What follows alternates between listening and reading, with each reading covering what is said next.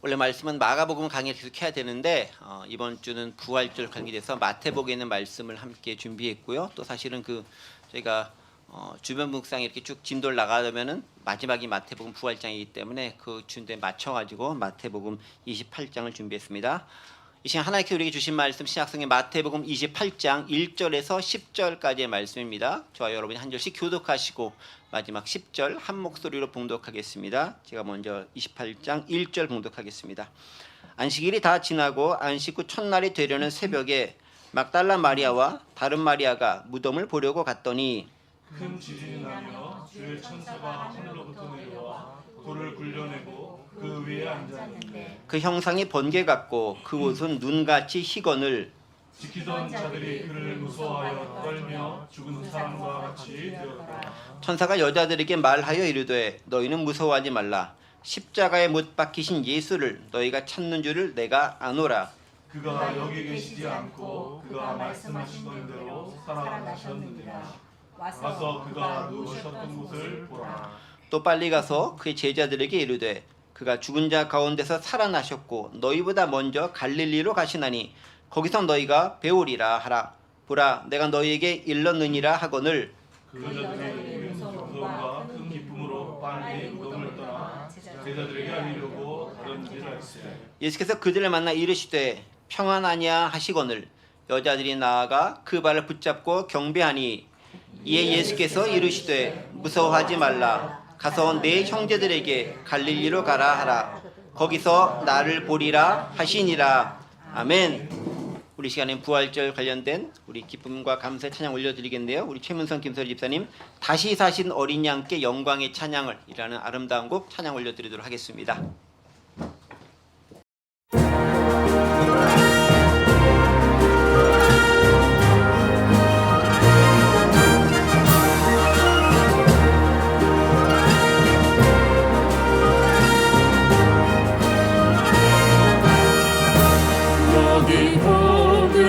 소식 들린다. 주께서 떠났나다. 구원과 자유의 은혜 자비의 강물 넘쳐 할렐루야 할렐루야 부활하신 주 영광 할렐루야 할렐루야 거룩하신 주 찬양.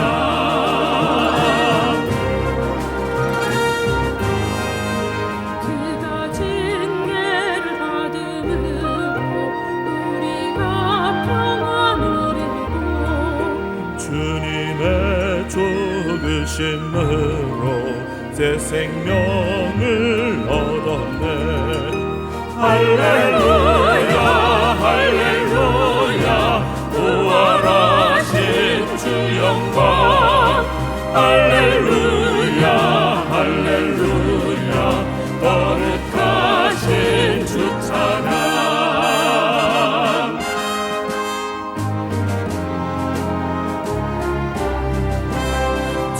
죄인들 구원하기 위해 쏟으신 그 피보라 죽음을 이기신 주님 영생을 주시옵네. 할렐루야 할렐루야 부활하신 주 영광 할렐루야 할렐루야 거룩하신 주 찬양. 할렐루야 할렐루야 부활하신 주 영광 할렐루야 할렐루야 거룩하신 주 찬양. 부활하신 주 찬양.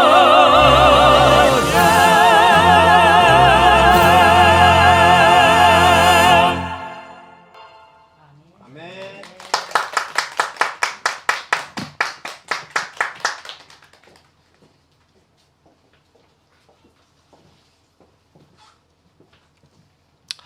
네, 할렐루야 부활하시고 거룩하신 주님을 찬양하는 그런 귀한 삶이 우리 가운데 찬양을 올려드렸던 것처럼 가득하길 간절히 원합니다.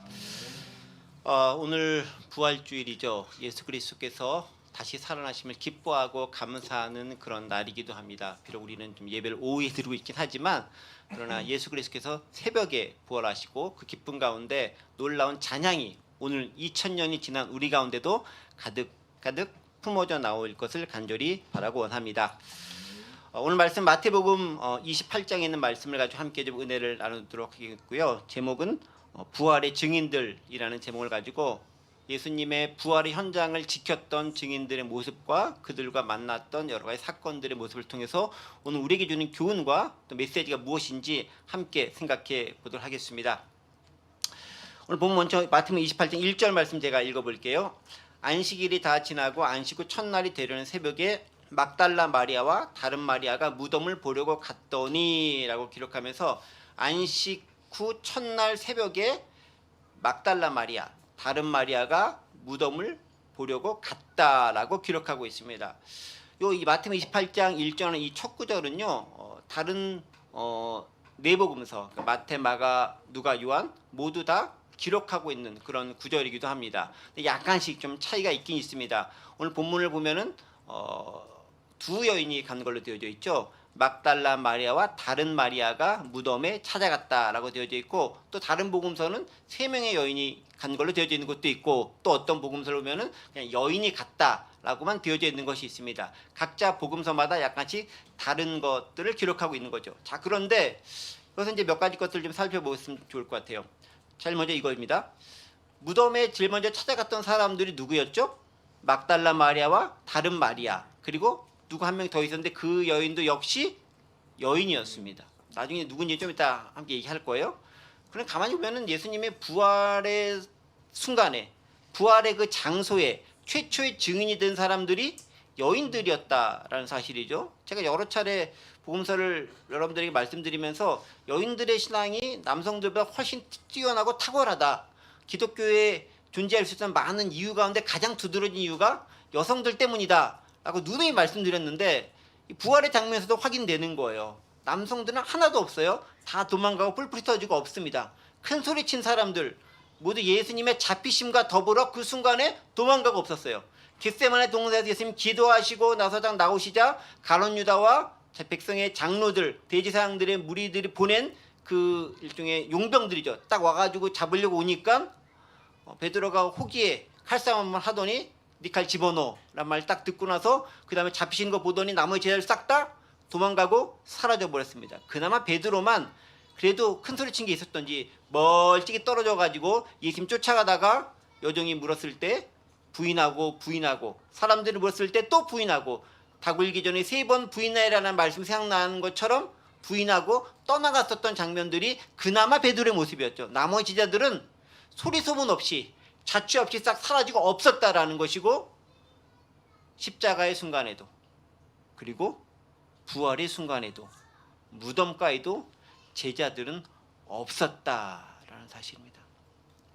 그러고 보면요, 실적으로 그런 것 같아요. 교회사를 봤을 때도 진짜 교회사가 역사되어지고 신앙이 전수되어지고 믿음이 지켜지고 교회를 지킨 사람들은 큰 소리 치면서 떵떵거렸던 그런 사람들보다는 그 사람들 뒤에 숨어 있었던 이름 없이 빛도 없이 정말 아무도 알아주지 않지만 그 자리를 지켰던 사람들, 주로 여성들이었던 것 같아요. 남자들도 물론 있었겠죠. 네, 저희는 여성 공동체가 조금 더 많으니까 얘기하긴 하지만 어쨌든 여인들이 그 자리를 지켰다라는 거예요. 그런데 그들은 이름도 없이 빛도 없이 섬겼던 많은 사람도 있었다는 거예요. 여러분, 선교사님들도요, 선교지에 나가서 이름 걸고 나가신 분도 계시지만 정말 이름 없이 우리가 알지 못하는 곳에 파송되어 나가는 그런 선교사님들 계시고, 평신도 선교사들도 계시고, 수없이 많은 선교적인 역할을 감당하는 많은 사람들이 있습니다. 나중에 아무도 기억하지 못할지 몰라요. 그런데 바로 그들로 인해 기독교 역사는 진행되어져 오고 복음은 전파되어져 오고 있었다라는 것입니다.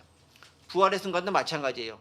큰 소리 쳤던 남성들은 다 사라지고 여성들만 남았다라는 것입니다. 그러면은 교회에서도요, 큰 소리 내는 사람 치고 큰일 하는 사람 별로 못 본 것 같아요. 진짜 중요하고 필요한 순간에 그분은 도망가고 없습니다. 그리고 조용히 있는 듯 없는 듯 있었던 그 사람이 어느 순간 정말 중요한 순간에 중요한 역할을 감당해내는 건 많이 봅니다.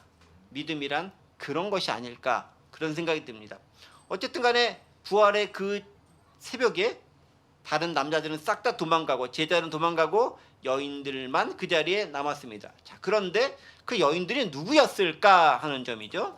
여인들은 누구였을까? 오늘 저희가 읽었던 본문은 마태복음 28장 1절부터 10절 읽었지만 저희가 원래 강의하던 마가복음 16장 마지막 1절 3절 보면은 여인들이 누구인지가 기록되어져 있습니다. 마가복음 16장 1절부터 3절이 여기 빨리 떴죠? 네, 떴습니다.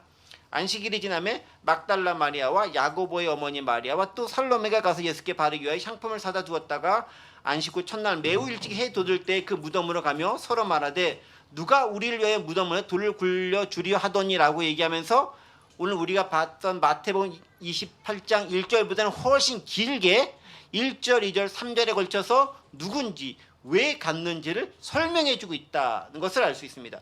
자, 여기서 여인이 등장하죠. 몇 명 등장합니까? 3명. 셋을 이렇게 해야 되나 이렇게 해야 되나 어쨌든 3명이 등장하고 있습니다. 누구죠? 막달라 마리아, 두 번째 야고보의 어머니 마리아, 또 살로메라는 여인이 등장합니다. 성경을 보면요, 이 마리아라는 사람이 하도 여러 명 등장해서 어느 마리아가 어느 마리아인지 그 마리아가 맞는지 진짜 마리아 모르겠어요. 그런데 막 헷갈리기도 합니다. 또 사람에 따라 학자들에 따라서 이 마리아가 행한 것이 저 마리아 행한 것과 동일한 것인지 또 같은 것인지 다른 것인지 의견이 분분하기도 합니다. 근데 어쨌든 간에 주로 말씀 혹은 주로 이렇게 그렇다라고 생각되어져 오는 것들을 보면은 여기 이제 3명의 마리아가 나오지 않습니까? 그러니까 오늘 보면 우리 마태복음에는 2명이 나오지 않는데 원래는 2명밖에 안 나는데 원래는 3명이 왔던 거예요. 그러니까 막달라 마리아 공통적으로 있는 인물이죠. 그다음에 야고보의 어머니 마리아, 또 살로메라는 마리아가 있습니다. 막달라 마리아는 누구일까요? 우리가 지난번에 많이 살펴봤던 것처럼 7 귀신 들렸다가 예수님께서 고침을 받은 그 여인이었죠. 또 예수님께 향유를 부은 여인이라고도 우리가 일컬어지는 그 여인이 막달라 마리아입니다. 예수님을 정말 처음부터 끝까지 정말 잘 섬겼던 어느 자리에 가든지 간에 반드시 있었던 여인이 이 막달라 마리아였습니다. 심지어 오늘 본문에서는 예수님이 어머니 모친 마리아는 없어요. 그렇죠? 여기는 어머니 마리아는 없는 거예요. 그런데 막달라 마리아는 있습니다. 어느 자리가 있는 여인이 그 여인이었습니다. 워낙 은혜가 컸다라는 거죠. 두 번째 마리아가 누구냐면 마가복음 보면은 야고보의 어머니 마리아라고 되어져 있습니다. 야고보의 어머니 마리아. 그리고 마태복음 오늘 본문에는 뭐라고 되어 있냐면은 다른 마리아라고 되어 있습니다. 마태복음에 있는 다른 마리아가 오늘 본문에 나오는 야고보의 어머니 마리아와 동일인일 것이다라고 보는데 이 다른 마리아, 즉 야고보의 어머니 마리아는 누구냐면 작은 야고보와 요셉의 어머니 마리아입니다. 예수님이 제자 중에 야고보가 둘이 있는 거 아시죠? 큰 야고보가 있고 작은 야고보가 있어요. 그렇죠. 그 야고보입니다. 첫 번째 우리가 주의를 아는 야고보와 요한이 언급되는 그 형제의 야고보가 아니라 뒤쪽에 주로 언급되어지는 그 야고보의 엄마가 되는 게 있었다는 얘기죠. 그 사람이 또 마리아라는 겁니다. 그러니까 그 야고보라는 사람도 여러 명 좀 헷갈릴 수 있다는 거죠. 그런데 또 한 명의 마리아가 나오죠. 마리아가 아니라 또 한 명 여인이 나옵니다. 누구죠? 살로메라고 나옵니다. 이 살로메는 누구라고 그랬죠? 지난번 저희가 그쵸, 요한의 어머니. 야고보와 요한의 어머니가 살로메고 이 살로메는 예수님의 이모쯤 되는, 예수님의 어머니의 동생쯤 되는, 자매지간쯤 되는 여인이었다는 것을 알 수 있습니다. 그러니까 가만히 보면요, 다 이렇게 관계 있는 사람들이 주로 다 와 있는 거예요. 어쨌든 예수님과 은혜를 입었고 예수님의 친족이고 예수님과 깊은 관계를 맺고 있는 사람들이 마지막에 무덤까지 그 자리를 지키고 있는 것을 알 수 있습니다. 뭐 당연한 거겠죠. 생판 모르는 사람이 오기는 쉽지 않으니까. 어쨌든 3명의 여인이 예수님을 찾아오게 됩니다. 무덤을 찾아오게 되는 거죠. 근데 무덤을 왜 찾아왔을까요? 오늘 본문 마태복음 28장에서는 왜 찾아왔다고 되어져 있습니까? 28장 1절 보면은 안식일이 다 지나고 안식 후 첫날 되는 새벽에 막달라 마리아와 다른 마리아가 무덤을 보려고 갔더니, 이 여인들이 온 이유는 무덤을 보려고. 무덤 잘 있나 구경하러 온 것 같은 뭐 무덤 잘 있나가 아니겠죠. 어쨌든 무덤을 보러 갔다라고 되어져 있습니다. 무덤을 보러 가는 거예요. 그렇죠? 요거하고 비슷하게 요한복음도 특별한 언급이 되지 않고 무덤을 보는 것 같은 목록을 갖다라고 기록되어 있습니다. 그래서 마태복음과 요한복음 그냥 무덤을 보려고라고 되어져 있습니다. 그런데 마가복음 약간 다르죠. 아까 봤었던 마가복음 16장 1절 3절 보면 이렇게 기록되어 있죠. 안식일이 지나매 막달라 마리아와 야고보의 마리아와 또 살로메가 가서 예수께 바르기 위하여 향품을 사다 두었다가 안식 후 첫날 매우 일찍 해 돋을 때 그 무덤으로 가며라고 기록되어 있습니다. 그러니까 이 여인들은 온 목적이 있죠. 무슨 목적입니까? 향품을 바르기 위해서 왔다라는 거죠. 그러니까 마가복음과 누가복음도 이제 향품을 바르기 목적이라고 기록되어 있어요. 그러니까 마가복음과 누가복음 서로 복음서를 왔다 갔다 헷갈리죠. 마가복음과 누가복음은 여인들이 예수님을 향품을 바르기 위해서, 즉 무덤에 장사 지내고 예수님을 장례하기 위한 향품을 바르기 위해서 무덤을 찾았다라고 기록되어 있고, 마태복음과 요한복음은 그냥 무덤을 보러 왔다라고 기록되어 있습니다. 그런데 어느 목적이 더 숭고하고 좋고 아름다운 목적일까요? 마가복음에 있는 모습이 더 귀한 모습일까요? 마태복음에 있는 모습이 더 귀한 모습일까요? 귀하고 아니고를 따질 수 없는 그런 모습이다라고 주로 저를 바라본 듯한 눈길에 보니까, 왜냐하면 저 목사는 저렇게 얘기하다가 제 3의 답변을 항상 내놓기 때문에 우리 속으면 안 된다 뭐 그런 분위기를 좀 보고 있죠. 네. 향품을 바르고 왔다라는 것은 뭐가 전제되어 있죠? 예수님께서 죽으셨다. 그리고 향품을 바를 수 있겠다라는 거죠. 그렇죠? 향품을 바를 수 있을까요? 왜 못 바르죠? 무덤은 막혀져 있잖아요. 마태복음 27장 65절 66절을 보겠습니다. 마태복음 27장 65절 66절이에요. 빌라도가 이르되 너희에게 경비병이 있으니 가서 힘대로 굳게 지키라 하거늘 그들이 경비병과 함께 가서 돌을 인봉하고 무덤을 굳게 지키니라. 제가 며칠 전에 봤었던 그 영화 부활의 영화를 보면요, 그 영화가 뭐 그대로 고증했는지는 모르겠지만 최소한 그 영화에서는 어떻게 되어져 있냐면은 큰 돌을 갖다가 경비병들께서 딱 굴려 막은 다음에 봉인을 찍어 임을 찍은 거예요. 로마 그 뭐 총독이든 뭐든 호민가든 그냥 꽝 찍습니다. 절대 못 움직인다라는 거죠. 큰 돌로 막고 봉인을 꽝꽝꽝 찍는 거예요. 들어갈 수 있다 없다? 못 들어간다. 마태복음은 이게 기록되어 있어요. 즉 병사들이 지키고 돌을 굴려다가 꽉 막아놓고 아무도 들어갈 수 없게 만들어놨다라는 거예요. 그러면은 여인들이 향품을 바르러 와서 바를 수 있었을까요? 없었을까요? 못 바르는 거죠. 근데 여인들은 어쨌든 향품을 바르러 왔어요. 그 마음은 참 순수하고 아름답고 귀한 마음인 것 같아요. 근데 사실은 향품을 바르러 오면 안 돼요. 왜 안 될까요? 그렇죠. 예수님은 부활할 거라 얘기했잖아요. 여기 없다라는 거를 전제로 해야 되고 살아나셨다는 걸 전제로 하면은 향품 같은 거 가지고 오면 안 되는 거예요. 따지고 보면은 그 자체는 귀하고 아름답고 너무 그 마음이 순수하고 멋지고 소중하고 좋은데 믿음의 관점을 보면 그거 가져가면 안 되는 거였다라는 거죠. 우리 그럴 수 있어요.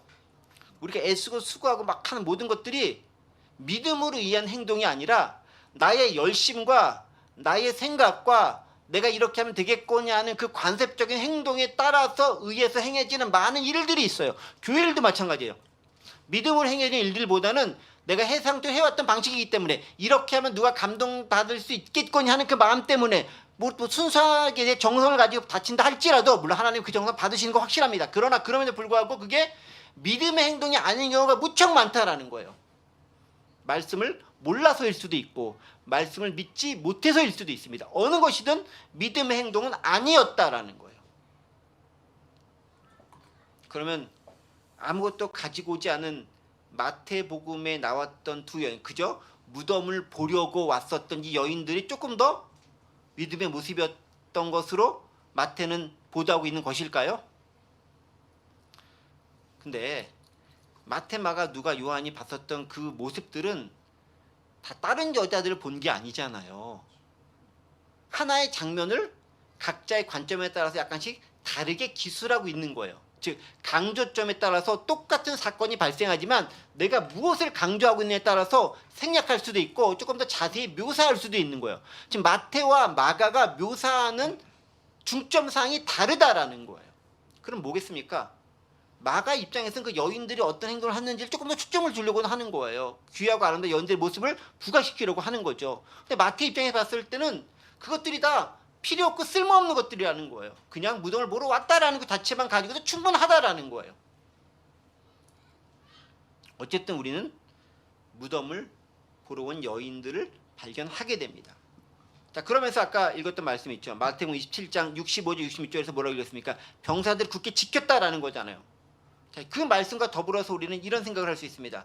병사들이 굳게 지켰다라는 것은 뭡니까? 누구도 그 무덤을 들어갈 수 없다. 돌을 옮길 수 없다라는 것에 대한 명확한 증거가 되는 거예요. 로마 병사들인데 물론 병사들이 영화에 보면 약간 술도 먹고 딴짓하기도 하고 졸기도 했어요. 그렇다 할지라도 봉해져 있는 것을 함부로 할 수 있을 만큼 간땡이가 부은 사람은 없었을 겁니다. 힘도 없었을 거고요. 뭐 소리 나고 막 그렇게 된다면 뭐 다 이렇게 도망가 버렸겠죠. 그게 불가능했을 것이다라는 것입니다. 그 말은 뭐겠습니까? 다른 복음서는 기록되지 않는데 마태복음에 특별히 이 21장 65, 66절을 통해서 병사들이 돌을 굴려 막았고 봉인하고 지켰다는 걸 특별히 기록한 이유는 뭐냐면은 반전을 위한 서막이라는 거예요. 그렇게 꽉 막히고 그렇게 완벽하게 지켰기 때문에 누구도 굴려낼 수 없고 누구도 움직일 수 없고 누구도 들어갈 수 없는 그곳 심에도 불구하고 무덤은 비어 있었다라는 거예요. 그걸 누가 확인해 주느냐? 거기 있던 병사들이 확인해 주는 거예요. 역사적 사실로서 확인해 주고 있는 것들이 있다라는 거죠. 그리고 여인들도 아무도 없는 빈 무덤을 확인할 수밖에 없다라는 것입니다. 물론 이제 결국은 이제 이 병사들을 나중에 대제사장들과 그 일당들 또 장로들과 일당들이 매수를 해가지고 너네 돈 줄 테니까 제자들이 와서 옮겨갔다고 뻥쳐 거짓말해 라고 이렇게 매수하는 그런 장면들이 나옵니다. 나중에 오늘 본문 아니지만 마태복음 후반 보면 나와요. 그게 또 불가능하고 그게 안 된다라는 것들도 우리는 발견할 수 있게 되는 거죠. 즉 다시 말하면 무엇을 얘기하고 그러냐? 인간의 힘으로 불가능한 여러 가지 것들이 실질적으로 일어나고 발생했다라는 것입니다. 안 되도록 여러 가지 애를 썼지만 발생했다라는 것입니다. 그리고 그 가운데서 믿음의 행보를 보인 사람은 아무도 없었다라는 것이고 그 가운데서 특별히 예수 그리스도의 믿음의 행보를 오히려 더 드러내주는 그 배경의 역할을 여인들이며 보초병들이며 그 주변 사람들이 의도하던 의도하지 않았던 만들어줬다라는 거예요. 그러니까 엄청난 반전을 위한 더 치밀하고 완벽한 세팅이 되었다라는 거죠. 의도하던 의도하지 않았던 그런 상황이었다라는 것입니다. 어쨌든 간에 지금 마태복음 28장 1절이 그 말씀을 얘기하는 거죠.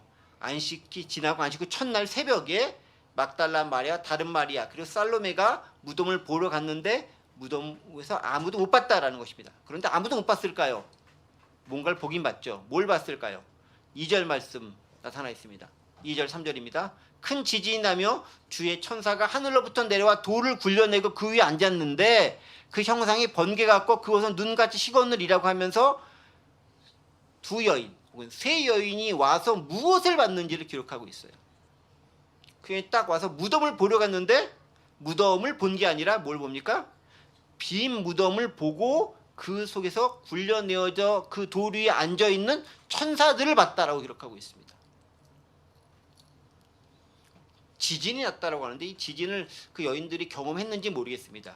그러니까 마태가 기록했을 때는 그 돌이 굴러진 과정을 설명하는 것 가운데서 지진이라고 하는 초자연적 형상을 드러냈던 것 같아요. 그러니까 하나님의 역사하심과 임재와 하나님의 큰 행하심이 있었을 때 지진이라는 것들을 주로 사용하기도 하는데 그런 현상들을 드러내시면서 하나님과 하늘의 뜻이 능력과 역사가 드러났다는 것을 묘사해주는 표현인 것이죠.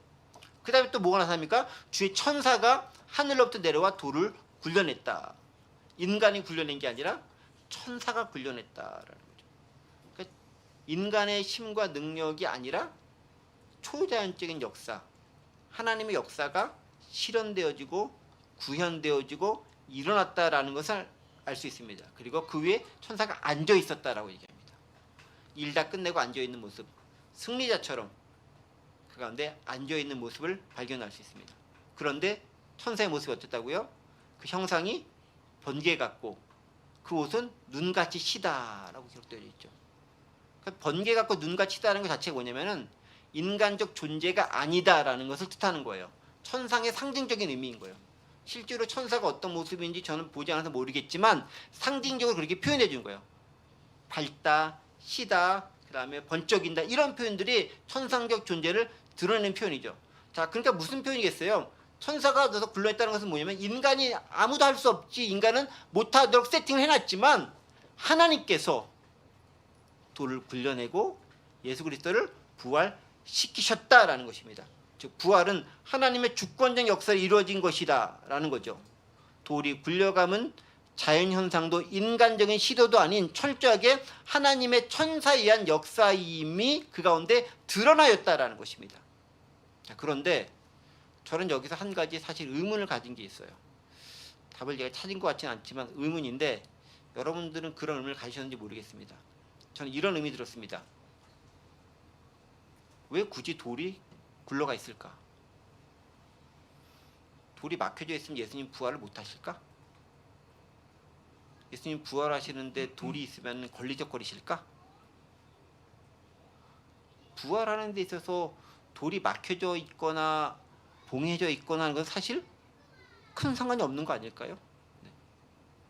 예수님의 부활의 몸은 육신을 만질 수도 있지만 또 시공간을 초월해서 다니시는 그런 모습이기도 해요. 복음서를 보면 그래요. 그러면 봉인되어져 있다라는 것들은 뭐냐면은 인간들에게 확인시켜 주기 위한 중요한 장치 가운데 하나다라는 거예요. 사실은 돌 안 굴려져 있어서 그 안에 시체가 없으면 예수님은 사라지신 거예요. 그런데 왜 그렇게 됐겠습니까? 그곳을 지키고 있었던 병사들, 그 다음에 예수님의 증인들인 여인들이 보고서 그 놀라운 광경을 통해서 예수님께 부활하셨다라는 것들을 시각적으로 그들도 경험되어지고 체험되어진 것들을 극대화하기 위한 장치가 그 안에 들어가 있는 것은 아닌가 싶은 생각이 들었다라는 거예요. 돌이 안 굴러졌다고 예수님께서 부활을 못 하시는 건 아니에요. 상관없어요. 다만 하나님의 역사, 하나님의 천사가 그 부활의 역사 가운데 드러나시고 역사하셨다라는 것을 드러내는 증거로서 우리에게 보여주시는 것이다라는 부분들이죠. 자, 그런 모습들을 딱 보았을 때 여인들의 반응은 어땠습니까? 그리고 병사들의 반응은 어땠을까요? 4절 보겠습니다. 지키던 자들이 그를 무서워하며 떨며 죽은 사람과 같이 되었더라. 누가 무서워했다고요? 지키는 자들이. 여기 지킨 자들 누구겠습니까? 병사들이겠죠. 네. 그들이 두려움을 떨었다는 거죠. 왜냐하면 자기들이 책임이 그거 무덤 잘 지켜야 되는데 무덤 문 열려지고 그 안에 있었던 시체는 없고 부활하셨고 천사들이 있고 그걸 보면서 일단 병사들은 무슨 생각이 들었습니까? 난 죽었다. 왜냐하면 군대에서 가장 큰 잘못 가운데 하나가 그럼요, 이렇게 경계에 소홀한 거 아니에요. 구멍 뚫린 거 아니에요. 철책선 근무 딱 쓰는데 내 쪽으로 적군이 들어왔다? 아, 이건 큰일 난 일이에요. 지금 그 일을 당한 거잖아요. 병사들은 두려움에 떨을 수밖에, 인간적인 두려움에 떨을 수밖에 없는 거죠. 근데 임무를 다하지 못했기 때문에 이제 죽을 수밖에 없다라는 첫 번째 생각이 들었을 거고, 그러나 두 번째는 그보다 더 큰 이유겠지만 영적인 존재들, 천사들, 그리고 이런 것들이 인간적으로 할 수 없던 그 놀라운 일이 일어났던 상황에 대한 놀라움이 그들 가운데 두려움과 떨림을 만들었다라는 거죠. 여인들은 특별히 두 번째 의미가 더 컸겠죠. 뭐 여인들은 돌이 굴려졌다고 해가지고 징계받을 일은 없으니까. 그럼 뭐겠습니까? 초자연적인 역사들, 천사들로 인해 돌이 굴러간 그 놀라운 역사들, 그리고 전혀 생각지도 못했던, 예상치 못했던 예수님의 부활 사건에 대한 그 역사가 그들로 하여금 압도하는 전율로 다가왔을 거라는 것입니다. 그러니까 그 두려움은 단지 공포에 대한 두려움보다는 하나님에 대한 경외와 놀란 역사에 대한 그 떨림이 복합적으로 들어가 있었던 그런 두려움이었을 거예요. 어떤 큰 사건을 경험했을 때 오는 그 두려움, 떨림, 이런 것들이 있지 않습니까? 이런 것들이 여인들과 병사들에게 계속되어졌다는 거죠. 그런데 계속해서 마태복음은요 이걸 계속 강조하고 있어요. 두렵다, 두렵다, 두렵다라는 말이 여러 차례 나오죠. 오늘 본문 10절밖에 안 되는데 이 단어가 4번에 걸쳐 나와요. 4절에 지금 읽었던 보면 나오죠. 5절에도 또 나옵니다. 5절에도 천사가 여자들에게 말할 때 너희는 무서워하지 말라. 두렵다, 무섭다 계속 나옵니다. Don't be afraid, don't be afraid. 똑같은 단어죠. 무서워하지 말라. 두렵다, 무섭다. 그 다음에 8절과 10절에도 또 두렵다, 두려워하지 말라는 단어 계속 나오고 있습니다. 그러니까 지금 병사들을 비롯한 여인들의 반응도 계속해서 두려움과 떨림 가운데 계속 있는 상태 가운데 있다는 거예요. 근데 저는 이제 제가 만약 그 상황에 있으면 어땠을까라고 한번 감정이입을 해봤어요. 그 상황 가운데 다른 데를 도망갔기 때문에 저도 도망가면 없었겠지만 그래도 혹시나 내가 있었다고 하면 나는 어땠을까? 저 역시 두려움에 떨 수밖에 없었던, 형언할 수 없었던 그 가슴 벅참과 감동과 어떻게 말로 표현할 수 없는 그 모습 때문에 얼이 빠지고 정신이 몽롱한 상태 가운데 있었을 것 같아요. 그 모습은 변화산에서 예수님의 세 제자가 변화된 예수님의 모습을 만난 것과는 또 다른 종류의 감동과 전율이 그 여인들에게 있었지 않았나 싶은 생각이 듭니다. 어쨌든 인간은 연약해요. 나약해요. 하나님의 놀라운 역사를 보면서 감사 기쁨으로 박수치면서 환호해야 되는데 그거보다는 두려움이 그들을 시종일관 계속 붙잡고 있었다는 것 자체가 인간이 얼마나 연약한 존재인가를 드러내는 반증이다라고 볼 수 있는 거죠. 더불어서요. 바로 그런 연약함을 보이고 있는 여인들에게 천사가 얘기하죠. 5절과 6절입니다. 천사가 여자들에게 말하 이르되 너희는 무서워하지 말라. 십자가에 못 박히신 예수를 너희가 찾는 줄을 내가 아노라. 그가 여기 계시지 않고 그가 말씀하신 대로 살아나셨느니라. 와서 그가 누우셨던 것을 보라라고 하면서 두려워하지 말라고 천사가 친히 언급해 줍니다. 자, 그런데요. 여기서 두려워하지 말라라고 얘기하는 근거를 얘기하고 있죠. 5절 보면 뭡니까? 십자가에 못 박힌 예수를 너희가 찾는 줄 내가 안다라는 거죠. 즉 너희가 그걸 찾는데 없기 때문에 두려워하고 있구나. 내가 그거 안다. 그러니까 두려워하지 말라라고 얘기합니다. 두 번째 두려워하지 말라는 이유는 6절이죠. 그가 지금 여기 계시지 않고 살아나셨다라는 겁니다. 그 다음에 누우셨던 거 니네가 눈으로 확인해봐라. 아무것도 없지 않느냐. 확인해봐라라는 거예요. 그는 이것에 안 계신다라는 것을 천사가 확인시켜주고 있다라는 거예요. 자, 그런데 보세요. 조금 영어에 대한 영어를 가지고 좀 볼 건데요. 보세요. 여인들은 무엇을 찾고자 했습니까? 십자가에 못 박힌 예수를 찾고자 했어요. 여인들의 신앙은 어떤 신앙? 여전히 십자가에 못 박힌 예수, 그리고 그 예수를 장사 지내기 위해서 상품을 바르려고 하는 그 모습, 그게 여인들이 가지고 있던 신앙의 모습이었다라는 거죠. 그렇죠? 영어 성경도 보면 뭐라 되냐면 I know that you are looking for Jesus who was crucified.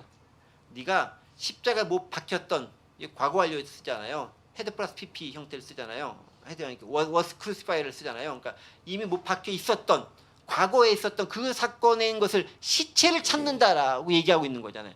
그러니까 여인들의 신앙은 여전히 뭐냐면은 he has risen. 네. have 플러스 pp를 쓰고 있죠. 현재 완료를 쓰고 있죠.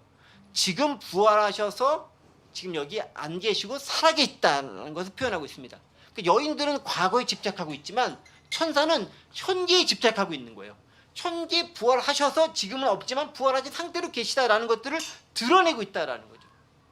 하나님의 역사는 계속해서 현재를 강조하고 있는 거예요. 과거에 있었던 것에 대한 것이 아니에요. 지금 내가 무엇을 하고 있는지, 지금 너희가 무엇을 찾는지, 지금 우리가 무엇을 해야 하는지에 관심을 갖고 있다라는 거죠. 여인들은 여전히 죽었던 예수, 십자가에서 처형당했던 예수에만 관심을 갖고 있는 거예요. 그런데 천사는 얘기하죠. 그때가 아니라 지금이 중요하다라는 거예요. 우리 많은 신앙에 그런 거가 많이 가지고 있잖아요. 어떤 거냐면 이런 거죠. 내가 예전에 만났던 예수, 예전에 은혜 받았던 그 모습, 예전에 경험했던 놀라운 체험들, 예전에 하나님께서 내게 주셨던 베풀었던 놀라운 말할 수밖에 없었던 그 놀라운 경험들, 예전의 경험들만 얘기하고 있잖아요. 지금 나의 경험은 별로 없잖아요. 그 말은 뭡니까? 지금 내가 경험하고 있는 예수는 별로 없다라는 거예요. 그런데 신앙은 제가 눈에 얘기하지만 현재형인 거예요. 과거는 그냥 기억 속에만 가지고 있고 가끔 필요할 때 한 번씩 끄집어 보면 그걸 족하는 거지, 그걸 계속 우려먹고 써먹고 하라고 존재하는 게 아니에요. 근데 많은 사람들은 내가 왕년에 말이야, 전에 말이야, 그때 수련회 가가지고 그때 교회 개척할 때, 그때 뭐 했을 때, 다 그때만 얘기하고 있는데요. 그때. 근데 예수님과 우리 신앙 뭐냐면 now 지금이 중요하다고 얘기하고 있는 거죠.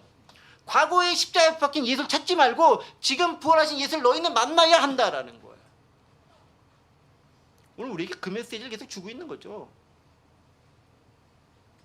조금 더 나가면 이런 거예요. 역사적 사실로서 예수를 만나려고 하지 말라는 거예요. 그걸 부인하려는 게 아니에요. 그게 없었다는 게 아니에요. 그것에 집착하려는 순간 나는 계속 과거에 들어갈 수밖에 없다라는 거예요. 그럼 뭐냐? 지금 현재 살아있는 예수가 내가 경험될 때 그것만큼 확실한 증거가 없다라는 거예요. 그러니까 과거에 어떻게 했었던 모습에 집착하면은 언제든지 나는 내 삶은 과거에 묻힌 삶을 살아갈 수밖에 없는 거예요. 근데 지금 살아계신 주님을 내가 만나고 있다? 나는 지금 현재의 주님과 함께 동행하는 삶을 살잖아요. 그것만큼 확실한 증거가 없는 거예요. 과거에 했었던 거 아무리 찾아봐야 과거 일인 거예요. 지금 내게 경험되지 않으면 그 과거의 일이 무슨 의미가 있어요? 과거의 사실들이 지금 내 가운데 체험되고 누려지지 않으면 그게 나하고 어떤 의미가 있어? 아무 의미가 없는 거잖아요. 그걸 얘기하고 있는 거죠.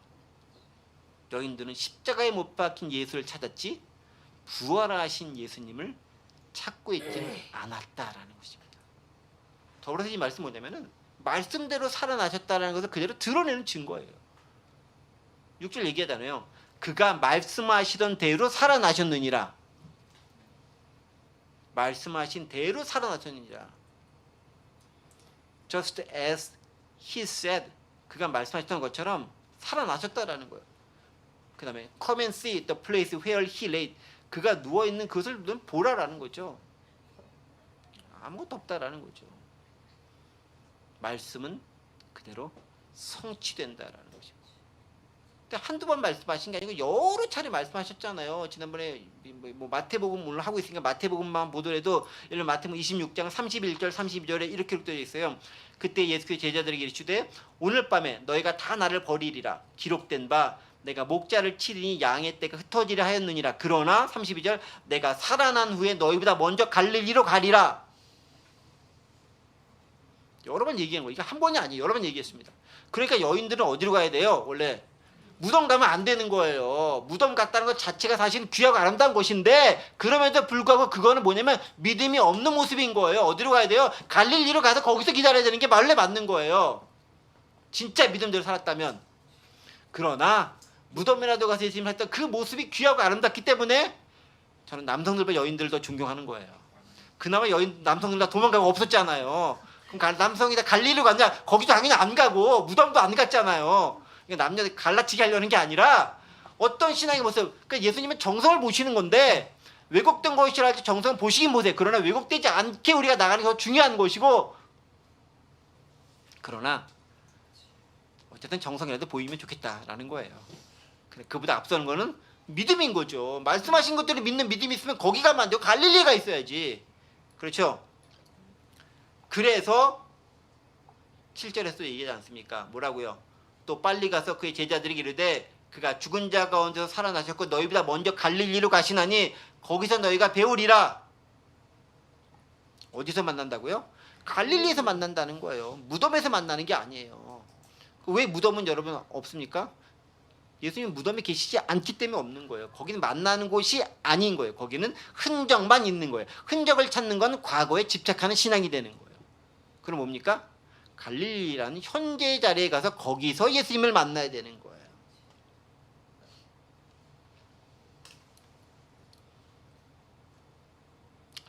여러분 그래요.